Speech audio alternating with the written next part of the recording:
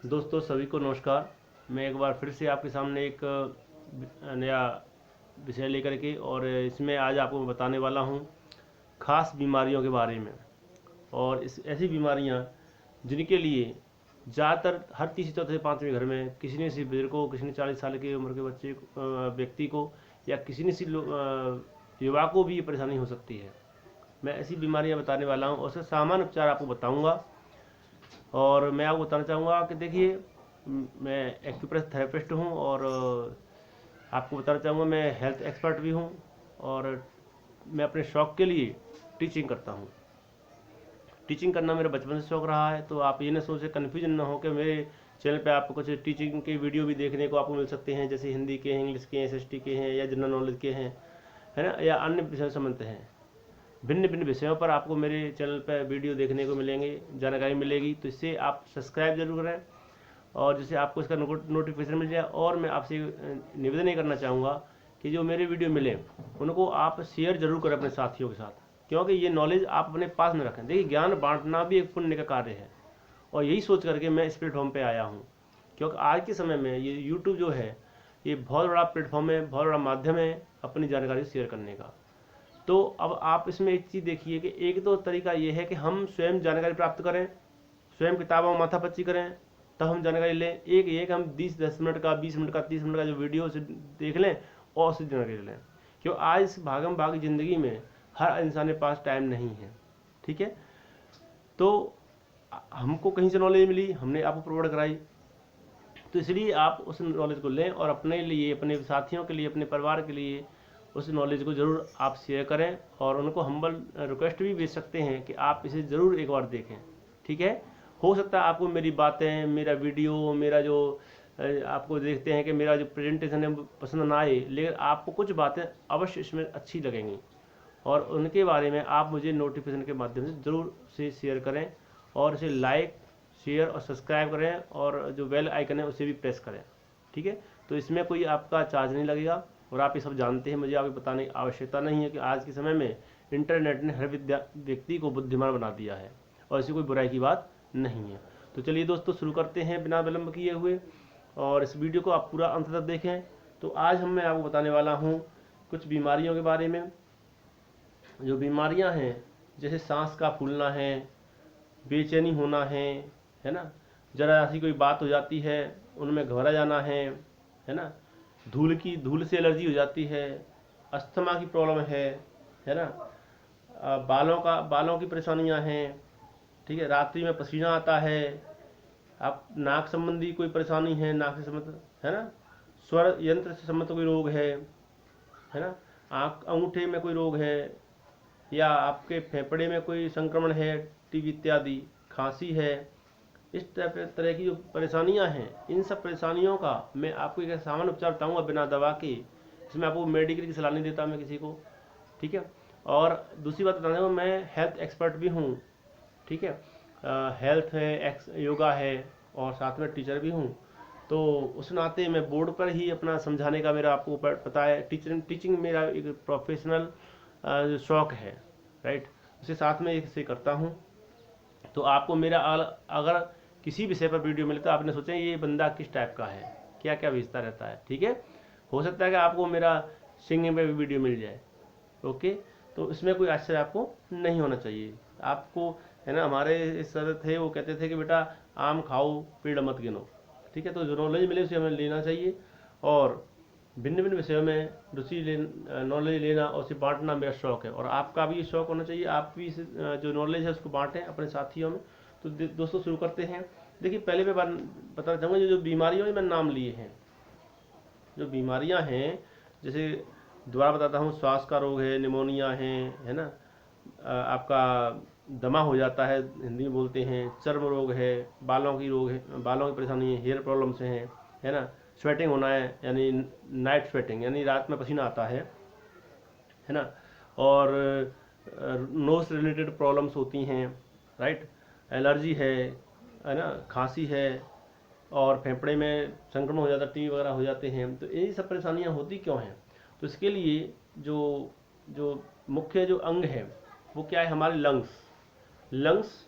और इसमें जो लंग्स हैं वो हमारे हृदय के हमारी इन परेशानियों के जिम्मेदार हैं। ठीक है, तो हम आज बात करेंगे लंग्स के बारे में और थोड़ा देखिए इसमें कुछ चीज़ें हार्ट से संबंधित भी हो सकती हैं, क्योंकि बेचैनी हार्ट का ही प्रॉब्लम है, तो हार्ट की परेशानियाँ भी इसमें होती हैं। तो जो मैं आपको सामने जो मैंने आपको चित्र बना रखा है उसमें मैं बात करूँगा। ये चित्र आप देख रहे हैं, पूरा ये डायग्राम मैंने बना रखा है इस बोर्ड पे।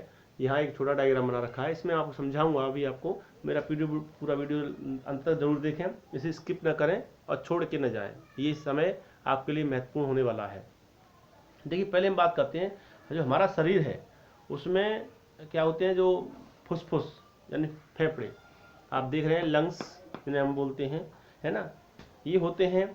और ये जो होते हैं, ये छाती जो होती है हमारी, जो चेस्ट है ना, चेस्ट यानी आप यहाँ थोड़ा देखें, यहाँ मेरुदंड पीछे होता है, बैक साइड में होता है, और यहाँ ये जो होता है यहाँ मेरुदंड होता है, और उसके बीच में यहाँ उदर पटल, यहाँ पीछे नीचे यहाँ उदर होता है, पेट है ना। पेट कैसा है यहाँ पर आप देखें, यहाँ पर दिखा रहा हूँ आपको चित्र में, आप जानते होंगे है ना, जिसे डायफ्राम बोलते हैं। ठीक है, के ऊपर होता वक्ष गुहा जो बोलते हैं, है ना।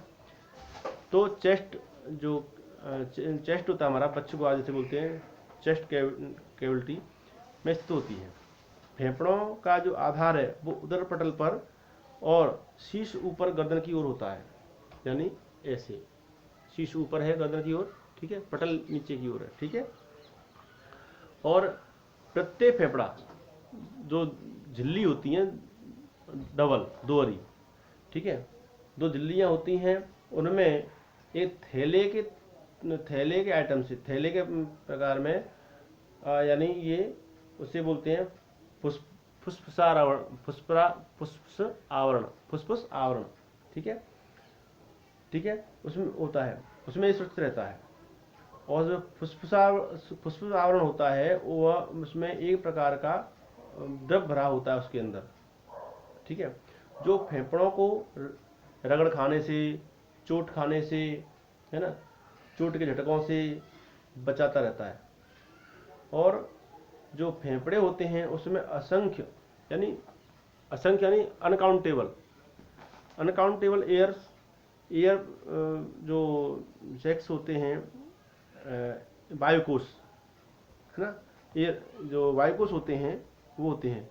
और वो जो वायुकोश होते हैं वो चारों ओर असंख्य कोशिकाओं से, ठीक है, जो असंख्य कोशिकाएं होती हैं, एयर सेल्स जिन्हें बोलते हैं, एयर सेल्स से लगी रहती हैं। जिसके दूसरी ओर फुसफुस की सिराएं जो होती हैं, यानी पल्मोनरी वेंस बोलते हैं उन्हें, ठीक है, होती हैं और उनसे मिले रहते हैं। जिसमें यह जो होता है, ये जो दिख रहे हैं आपको यहाँ पर, ये अंगूर के गुच्छे के आकार में होते हैं, यहाँ पर होते हैं, देखो यहाँ पे भी मैंने चित्र बनाया हुआ है। ये अंगूर के गुच्छा होता है, अंगूर का गुच्छा आपने देखा हुआ, उस तरह से ये दिखाई देते हैं, अंगूर के गुच्छे की तरह होते हैं। और इन्हीं जो आपको दिख रहे हैं, ये मैंने बनाया हुआ है यहाँ पे, ये वायुकोश यहाँ हाथ में बनाया हुआ, बताऊंगा इसका कारण मैं आपको, यहाँ पर होते हैं। और इसमें असंख्य जो मैं बता रहा था, एयर जो सेल्स होती हैं, वायुकोश होते हैं, ठीक है, जो वायुकोश होते हैं उनमें हवा भरी रहती है।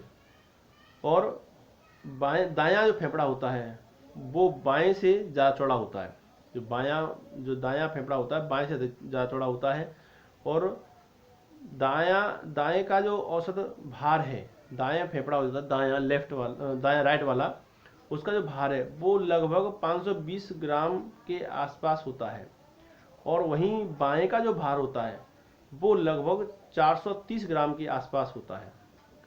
और ये फेफड़ों का जो रंग होता है, फेफड़ों का जो रंग है वो उम्र के हिसाब से उसमें बदलाव होता रहता है, ठीक है।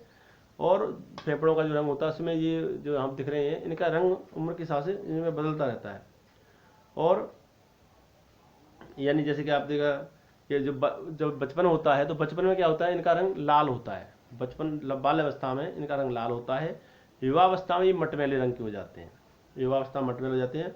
और वृद्धावस्था जब आ जाती है तो एक काले रंग के हो जाते हैं। कैसे रंग के हो जाते हैं? काले रंग के, ठीक है। और ये काले रंग के हो जाते हैं और थोड़ा गहरे नीले रंग का भी हो जाता है, थोड़ा गहरा नीला रंग हो जाता है।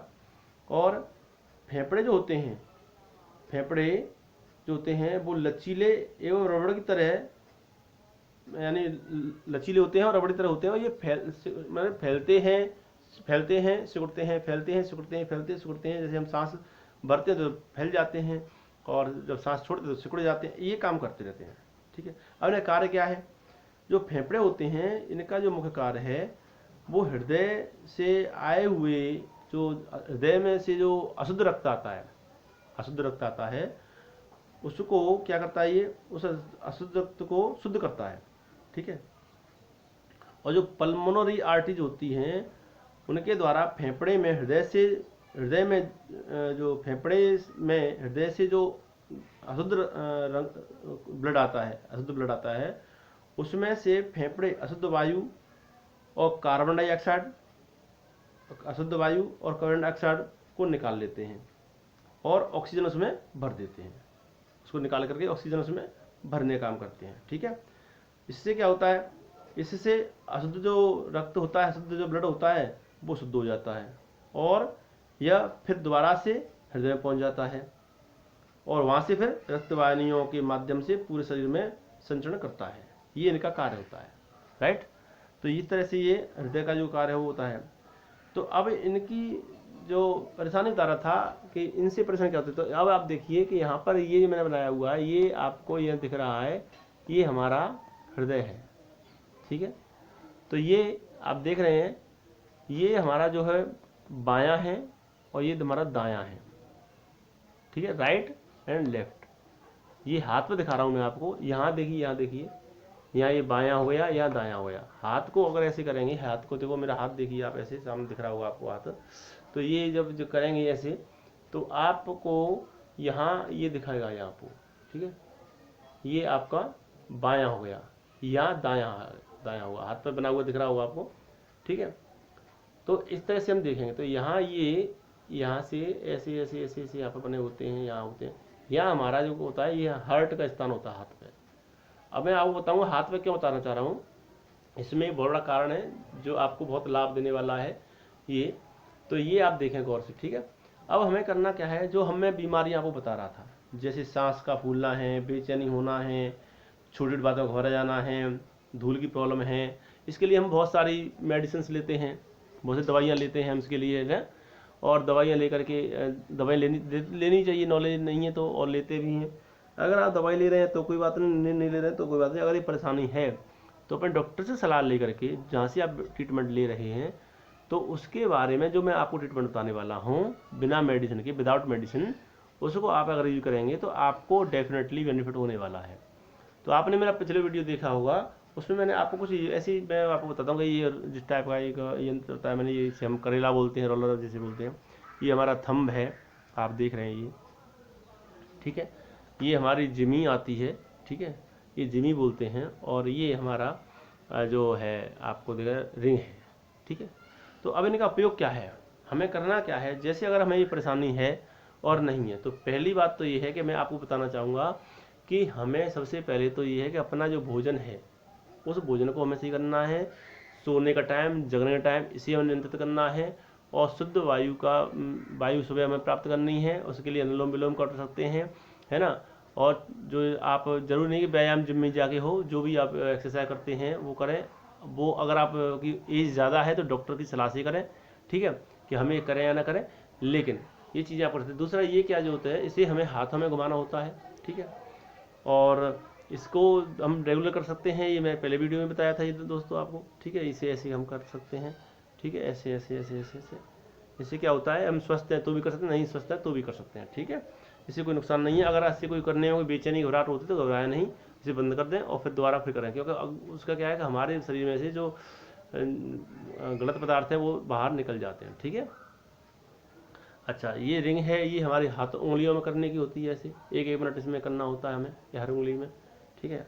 क्योंकि हमारे उंगलियों में भी सारे तंत्र होते थे। आप देखिए, मैंने आपको ये पहले भी शायद दिखाया होगा। ये जो हाथ है, हाथ पे सारा सिस्टम बना हुआ है बॉडी का, ठीक है, ये आप देख रहे हैं, और उंगलियों पे भी होता है, ठीक है। तो अब मैं आपको बताने वाला हूँ कि हमें करना क्या है दोस्तों। एक्चुअली में क्या है, जब हमें ये परेशानी हो, जैसे सांस फूलती है, बेचैनी होती है ना, छोटी बड़ा घबरा जाते हैं, अस्थमा है या एलर्जी है, धूल की एलर्जी है ना, इस टाइप की जो भी परेशानी होती है, इसमें से कोई भी परेशानी है या सब तो किसी होती नहीं, कोई भी किसी को परेशानी है, खांसी है ना, तो एलर्जी या लंग्स का जो इन्फेक्शन है यानी फेफड़े का संक्रमण जिसे टीबी वगैरह बोलते हैं, तो हमें करना क्या है, ये जो हाथ देख रहे हैं आप यहाँ पर, ये देखिए ये तो हमारा हार्ट है। तो एक तो हमें क्या होता है, हमारी 5 स्टार मैग्नेट आती है वो हम यहाँ लगाते हैं, और एक यहाँ पर आप देखो कि यहाँ पर, ठीक है, तो ये क्या है, यहाँ पर आपको करना क्या है, यहाँ हमें ये जो स्थान देख रहे हैं यहाँ पर, यहाँ हमें यहाँ स्टार मैग्नेट लगानी है। अगर नहीं है तो हम क्या करें, ऐसा कोई पेन ले लें, अगर आपके पास हो तो ऐसा पेन ले लें, और उससे हमें यहाँ प्रेस करना है। क्या करना है, यहाँ प्रेस करना है। दूसरी इसकी पहचान ये है कि अगर परेशानी है तो हमें क्या होगा, हमें परेशानी होगी, हमें दर्द होगा, इस टाइप की हमें परेशानी हो सकती है। ठीक है दोस्तों, तो अगर ऐसी परेशानी है तो हमें यहाँ प्रेस करना है। ये सामान्य सा उपचार लग रहा है आपको, लेकिन बहुत बड़ा उपचार है, क्योंकि यहाँ पे हमारी प्रकृति ने हमारे सिस्टम जो हमारा जो इसका अंगों का जो पॉइंट है वो यहाँ प्रतिस्थापित कर रखे हैं। तो हमें इन जगहों को प्रेस करना है। अगर नहीं तो आप अंगूठे से भी कर सकते हैं ऐसे। ठीक है, सुबह दोपहर शाम, शुरुआत 2 मिनट से करें और फिर 5-5 मिनट तक कर सकते हैं। ठीक है, तो ये चीज़ें हमें करनी है। दूसरा एक पॉइंट यहाँ भी दबा सकते हैं, इससे गले की परेशानी भी साथ साथ में ठीक हो गई और यहाँ भी ठीक हो गई। ठीक है, तो ये दोनों पॉइंट हमें दबाएंगे तो आपको इन परेशानियों से कोई भी परेशानी है तो उससे ज़रूर आपको आराम मिलेगा। और दोस्तों, इसमें कोई आपको कन्फ्यूजन हो, कोई संशय हो तो कमेंट के माध्यम से मुझे ज़रूर बताएं। वीडियो आपको कैसा लगा, इसमें कोई बात पसंद आई या नहीं आई, दोनों स्थिति में कमेंट करें और मुझे आप एक बार ज़रूर कमेंट के माध्यम से बताएं। और इस वीडियो को लाइक, शेयर और सब्सक्राइब जरूर करें। Right, thank you. आज के लिए इतनी जानकारी, धन्यवाद।